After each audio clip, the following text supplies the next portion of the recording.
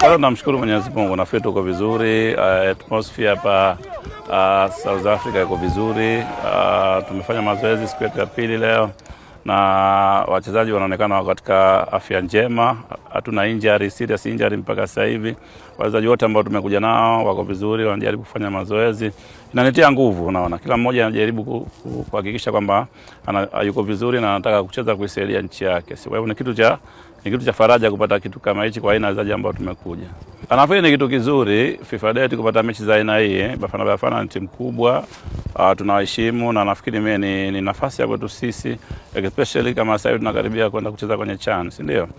Kwa hivyo nafikiri ni opportunity kwetu kwa wachezaji wetu kuhakikisha kwamba wanacheza vizuri ili tuweze compete na mashindano ambayo yanakuja. Kwa hivyo kilio changu kupata mechi kama hizi na tumepata, jaribu kufanyia kazi kuhakikisha tuna adapt kile ambacho tunahitaji kukipata.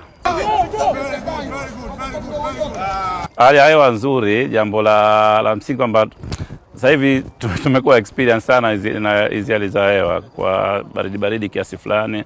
Mimi naona hii ni nzuri zaidi kuliko mechi ambayo tumeenda kucheza baadhi ya maeneo, sio? Kwa hivyo mimi nafikiri hali ya hewa nzuri na leo ya pili tunazidi kuadapt na nafikiri kesho tutafanya mazoezi, tutakuwa vizuri zaidi na kwa ufupi tuko tayari kwa ajili ya mechi hii.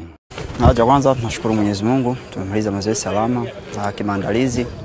Tumejiandaa vizuri kabiliana na mchezo dhidi ya Bafana. Maandalizi ni mazuri, tunafuata maelekezo yale yote tunayopewa na mwalimu. Kwangu mimi ni fursa na nashukuru kwanza pia kwa kujumuika tena katika timu ya taifa, ila kwangu mimi ni fursa nikipata nafasi kuweza kutoa kila nilichonacho kwa ajili ya kusaidia taifa langu.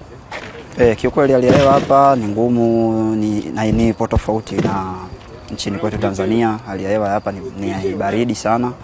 Lakini kwa muda ambao tumekuja na sasa hivi na leo ni siku ya pili, tunajaribu kugain taratibu na mpaka kufikia kesho kutwa siku ya mechi tutakuwa kidogo tushapata feeling ya hali ya hewa hapa.